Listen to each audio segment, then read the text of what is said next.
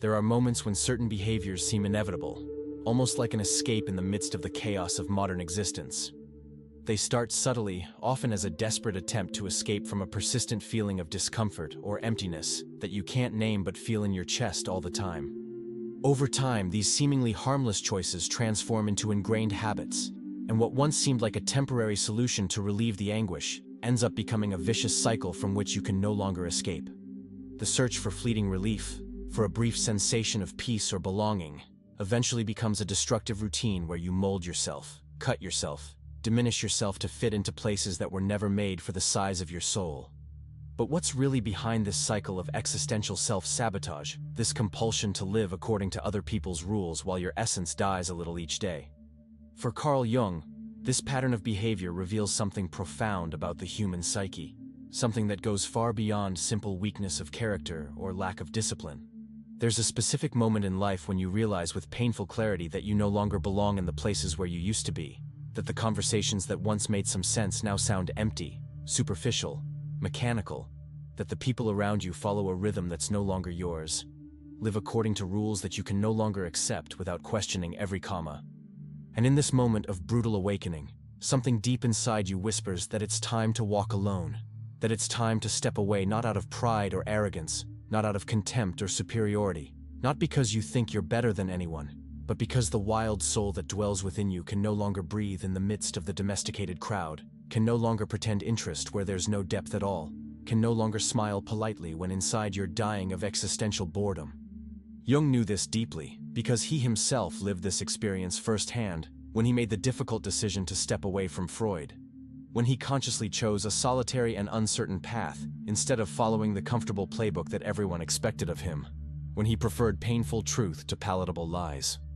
He understood with complete clarity that not all solitude is cowardly abandonment, that not all distancing is irresponsible escape, that there's a sacred solitude, a conscious and necessary solitude, a solitude that doesn't flee from the world, but courageously dives deep into itself to find something that the noisy surface would never reveal, to touch ancestral truths that only emerge in the deep silence when you finally stop running.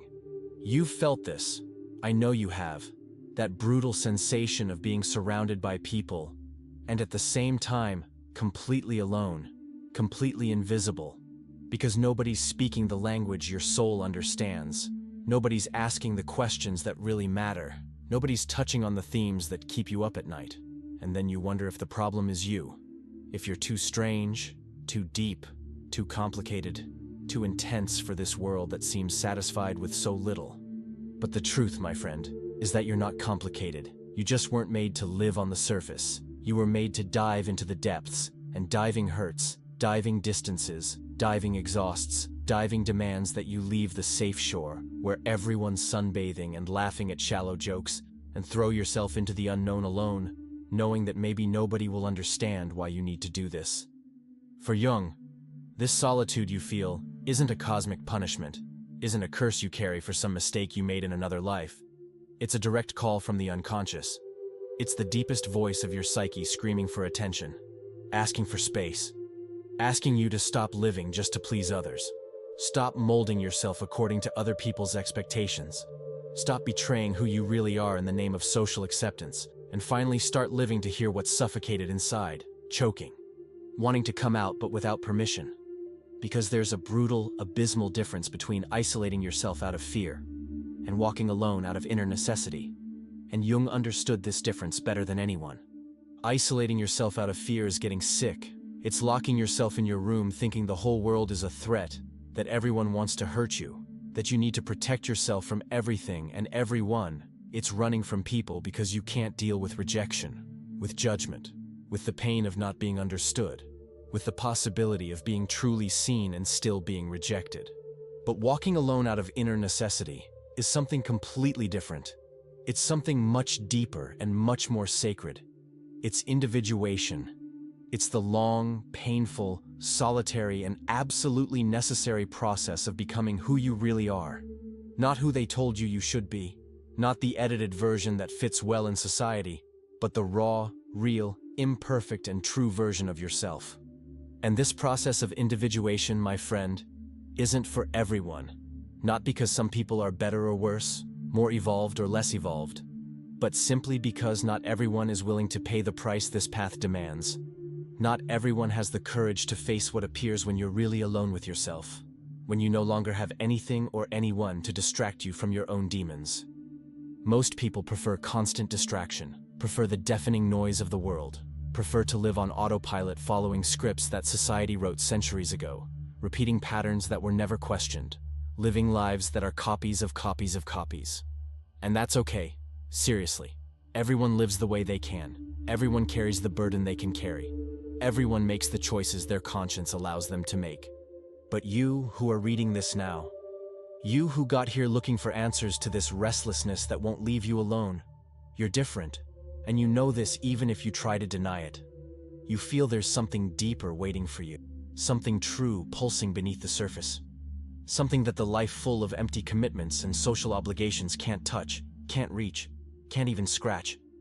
And that's exactly why you suffer so much in the midst of the crowd, because you carry a wild, untamable, undomesticated soul, trying to survive in a world that demands domestication, that demands you cut your nails, file your teeth, hide your claws, walk the line, be polite, be predictable, be safe. Jung talked a lot, almost obsessively, about the persona, that meticulously constructed social mask that we wear to adapt to the world, to be accepted in groups, to not scare others with the intensity of who we really are when nobody's looking. And look, the persona is necessary. The persona has its function. We really need it to function minimally in society, to work without creating unnecessary conflict, to coexist without generating constant discomfort, to not become a completely antisocial creature living isolated in a cave because it can't interact with anyone else. The persona is the social clothing we wear. It's the edited, palatable, socially acceptable version of ourselves. But the problem, the real and deep problem, starts when the persona becomes the only thing that exists in your life. When you wear the mask for so long, so many consecutive years without ever taking it off, that you completely forget there's a true face underneath it. Forget that you're so much more than this packaged version for social consumption. And then you look in the mirror after years of living like this and don't recognize yourself anymore because all you can see is the committee-approved version, the version that passed the social acceptance test, the version that doesn't bother anyone but also isn't truly you.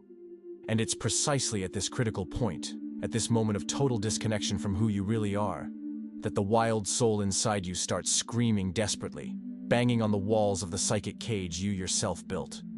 It viscerally feels the growing distance between the social persona you maintain and the inner truth that wants to emerge, that needs to emerge before you go crazy living this lie. It feels the betrayal every time you smile when you want to cry, every time you agree when you want to violently disagree, every time you pretend passionate interest in conversations that mean absolutely nothing to you, that don't touch anything real, that spin in empty circles around subjects that don't matter. And the more you ignore this internal scream, the more you muffle this voice with compulsive work, with infinite entertainment, with superficial relationships, the louder and more desperate it becomes, the more it transforms into chronic anxiety that won't leave you alone, the more it becomes deep depression that paralyzes you, the more it manifests as that constant sensation, that weight on your chest, of living your life completely wrong, of betraying yourself every day, of wasting the precious time you have on this planet pretending to be someone you're not. I understand perfectly when you say you feel displaced in the world, that it seems like everyone around you received a detailed instruction manual on how to live, how to behave, what to value, what to desire, and you were left without your copy. You were forgotten in the distribution. Because deep souls that actually stop to question their own existence, instead of just accepting what was given, really don't adapt well to the herd, really feel genuine and visceral discomfort in very rigid collective structures, in systems that demand total conformity, in environments where thinking differently is seen as a threat. And this discomfort you feel isn't adolescent nonsense, isn't whining from people who don't want to grow up and take responsibility, isn't empty rebellion without purpose. It's a legitimate and important signal from your psyche alerting you that something is fundamentally wrong, that you're trying to forcefully fit into a mold that simply wasn't made for your format, that you're psychically mutilating yourself to fit into spaces too small for the size of your soul. Jung observed this repeatedly over decades of clinical work. He clearly saw that more conscious people, people who developed the ability to look inward with brutal honesty, feel real, palpable, painful discomfort, in situations where they need to follow rules that don't make sense, repeat behaviors that go against their deep nature, pretend agreement with values that don't resonate with anything inside them. And you know what happens? What really happens transformatively? When you finally decide to stop forcefully trying to fit into spaces that reject your form. You discover solitude as a sacred space for deep listening to the unconscious. You discover there's an entire universe inside you waiting to be explored, waiting to be heard, waiting to reveal truths that the constant noise of the world would never allow you to perceive. Because it's exactly in the silence, away from the deafening and incessant noise of the external world, away from the opinions that bombard you all the time, away from the expectations that suffocate you, that deep symbols begin to appear in your consciousness, that dreams become more vivid and loaded with meaning, that intuitions arise with a force and clarity you've never experienced before. Walking alone creates the fertile ground, the adequate soil where the unconscious can finally speak without being constantly interrupted by the noisy opinions of others, by the crushing expectations of society, by the paralyzing fear of being judged, criticized, rejected for who you really are when you take off all the masks. But I'm going to be brutally honest with you now, because you deserve the truth without sugar. This path of walking alone isn't that beautiful movie romance, isn't pretty and digestible Instagram poetry with a sunset photo and motivational phrase. It's real, it's raw, it's painful, it's difficult in a way you might not be prepared to face. Because whoever truly walks alone, whoever really steps away from the noise and enters deep silence, inevitably encounters rejected, denied, hidden parts of themselves, encounters the Jungian shadow in all its disturbing force. And the shadow, in the revolutionary concept Jung developed, isn't pure evil personified, isn't the demon inside you wanting to destroy you, isn't simply the bad side that needs to be eliminated. It's much more complex and much more human than that. The shadow is simply everything you've repressed throughout your entire life. Everything you've swept under the psychic rug because you didn't have the courage, structure, or social permission to face it head on. It's your deepest fears you've never admitted to anyone. Your legitimate angers you've swallowed because good people don't feel anger. Your desires considered forbidden or inappropriate by the morality they taught you. Your real weaknesses you've never had the courage to show because we live in a culture that demands strength all the time. Your inconvenient truths you've buried alive because they were too uncomfortable, too complex, too scary to be exposed to the light of day.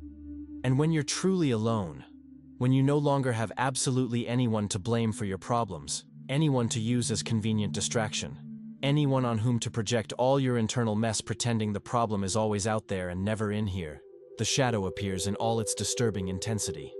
And it appears strong, powerful, scary.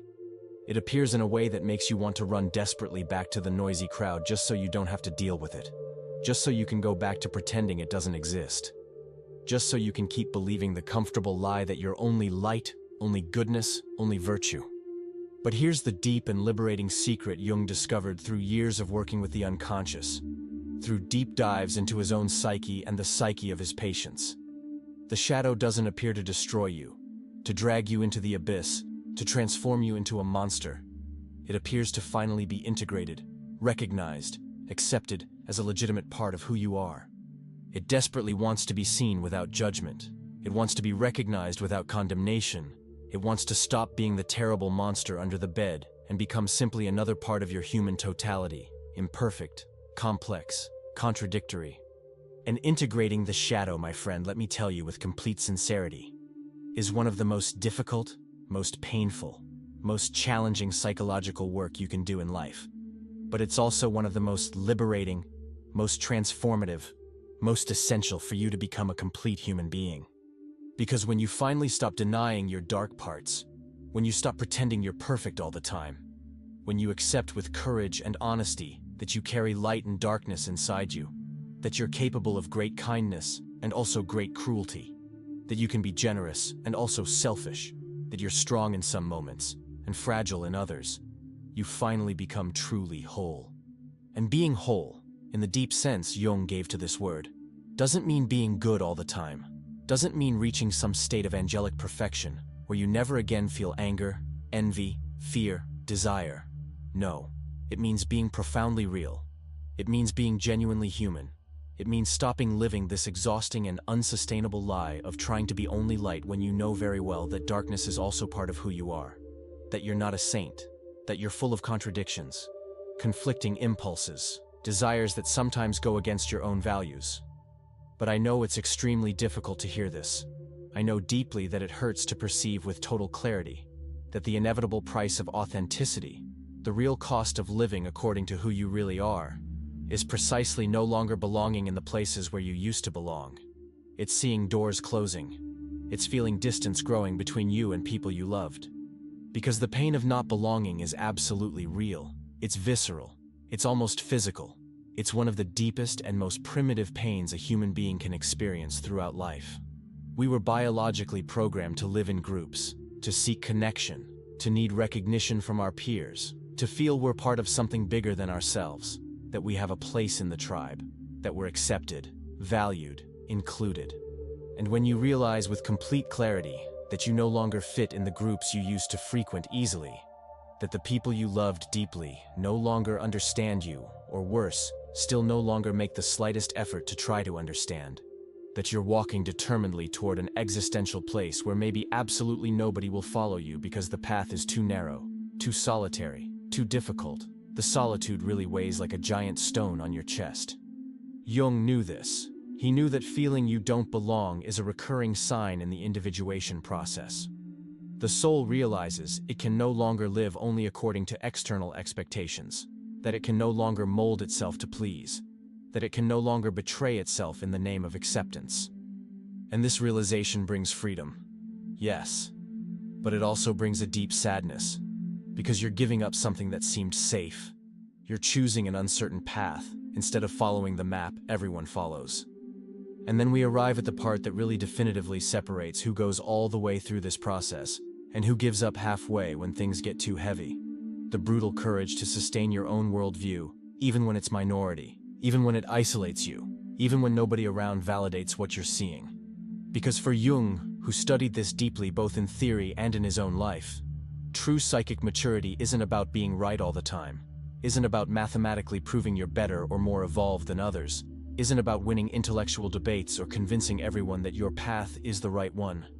It's about developing the internal capacity to endure the existential solitude of thinking radically different from the majority, even when this inevitably generates widespread incomprehension, painful social distance, and even rejection from the closest people.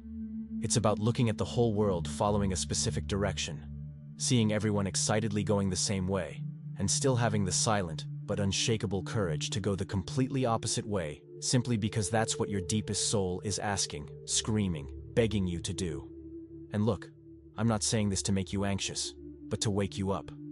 Because you're not going to find many people who will understand what you're doing. You're not going to find much support. You're not going to get a pat on the back every time you choose the harder path. People are going to think you're crazy, that you're isolating yourself for no reason, that you're wasting opportunities, and you're going to have to learn to deal with this. You're going to have to learn to trust your internal compass even when everyone around is saying you're lost. Because there's a powerful archetype living inside you, an ancestral archetype that Jung studied extensively and called the hermit or solitary traveler. And this archetype isn't something exclusively yours, isn't an invention of your individual imagination. It exists deeply rooted in humanity's collective unconscious. It appears consistently in absolutely all known cultures, in all historical periods, in all corners of the planet, whenever a courageous individual needs to temporarily step away from the noisy tribe to find real wisdom in the depths of silence. It's the solitary Buddhist monk meditating on top of the snowy mountain for years on end. It's the biblical prophet wandering 40 days and 40 nights through the arid desert in search of divine revelation. It's the wise elder living isolated in the dense forest that people seek when they need true counsel. It's the philosopher who withdraws from the polis to think without being interrupted by the noise of the crowd. And this millennial archetype represents the temporary but absolutely necessary withdrawal for the later return with renewed meaning, with acquired wisdom, with a deeper understanding of oneself and the world. Because you don't step away forever from humanity as if you were a bitter misanthrope. You strategically step away to reconnect with who you really are beneath all the social layers, to completely reorganize the psyche that was chaotic and fragmented, to eventually return more whole, wiser, more authentic. But while you don't step away, while you try to live only by fitting in, you run an enormous danger, the danger of losing yourself in the collective. Jung warned that when the individual lives only to fit in, the self is suffocated, and the self, in the Jungian concept, is the true center of your psyche. It's the totality of who you are. It's your deepest essence. And when you suffocate the self to feed the persona, when you betray who you are to be accepted, you generate emptiness, anxiety, depression, that horrible sensation of unlived life. You've felt this. I know you have. That sensation of doing everything right in others' eyes but feeling inside that something is dying. That sensation of waking up every day and looking at your own life as if it belonged to someone else. That sensation that you're living on autopilot, fulfilling routines, achieving goals that aren't even yours, smiling in photos while inside you're screaming with emptiness. And it's completely valid to feel this, because you weren't made to live like this. The wild soul that exists in you doesn't accept crumbs. It doesn't accept empty relations. It doesn't accept successes that don't make sense. It doesn't accept a life that looks perfect on paper but is dead inside. And that's why walking alone becomes inevitable. Because you need this time, this space, this silence to remember who you are without everyone's interference. But look, it's important you understand something. Walking alone isn't rejecting the world. I know sometimes it seems like it is. I know sometimes you look at all of humanity and think you want nothing to do with anyone. But conscious solitude, the solitude Jung talks about, isn't hatred of people, isn't contempt for society, isn't becoming a bitter hermit who thinks everyone's an idiot. It's just a necessary interval to reorganize the psyche before relating in a more authentic way. Because when you relate without knowing yourself, when you connect with others without being connected to yourself, you end up creating dependent relations, empty relations, relations where you need the other to fill the void that only you can fill. And then you're not truly loving, you're using, you're clinging, you're asking the other to carry a weight that isn't theirs. But when you walk alone first, when you face your demons, when you integrate your shadow, when you find the self, then yes, you can return to the world and relate from a place of fullness. Then yes, you choose people not because you need them to survive, but because you genuinely want to share life with them. And that's the difference between living out of dependence and living out of choice. And look, the wild soul feels this very intensely. Wild souls feel instinctive repulsion for the symbolic emptiness of superficiality. They can't pretend interest in conversations that lead nowhere. They can't sustain relations that are just facade. They need depth to feel alive. And when they don't find this depth in the world, they withdraw. They step away, not out of arrogance, but out of self-preservation. Because coexisting with superficiality when you carry an ocean inside you is exhausting. It's painful. It's like trying to breathe in a place without oxygen. And you try, you make a genuine effort to adapt, to like the same things others like, to get excited about the same nonsense, but it doesn't work. And then you feel guilty. You think the problem is you, that you're too boring, too serious, too intense. But no, my friend, the problem isn't you. The problem is trying to live a life that isn't yours, trying to be someone you're not, trying to extinguish the fire that burns inside you just because others think it burns too much. And Jung understood this deeply. He knew there's a type of person who simply can't live on the surface, who needs to descend, who needs to dive, who needs to find meaning in the depths even if it means walking alone. But there's a risk in all this. There's a danger you need to know. The risk of anesthetizing the inner call. Because the modern world is an expert at distracting you, at keeping you busy, at giving you 1,000 ways to run from yourself. And you can spend your whole life jumping from distraction to distraction, from series to series, from relationship to relationship, from job to job, always running, always filling every second of silence with noise, because you're afraid of what will appear if you stop. And Jung saw the excess of stimulation as a modern form of escape from oneself. He knew that when you're constantly connected, constantly consuming content, constantly seeking validation on social media, you're muffling the unconscious. You're telling it, don't speak now, I don't want to hear, I don't have time, I don't have courage. And the more you do this, the weaker the call becomes, the more distant you become from yourself, the more lost you feel. And then you reach your 30s, your 40s, your 50s. Look back and realize you lived your whole life on autopilot. You did everything they told you to do, you followed all the rules, you conquered everything you were supposed to conquer.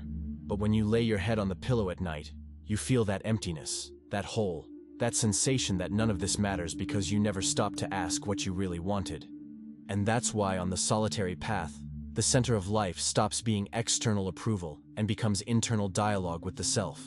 You stop asking what others think and start asking what you feel.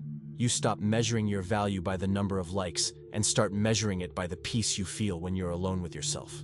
You stop seeking validation outside and start building a solid foundation inside. And this, my friend, this is power. This is freedom. This is waking up in the morning and not needing to check your phone to know if you're worth something.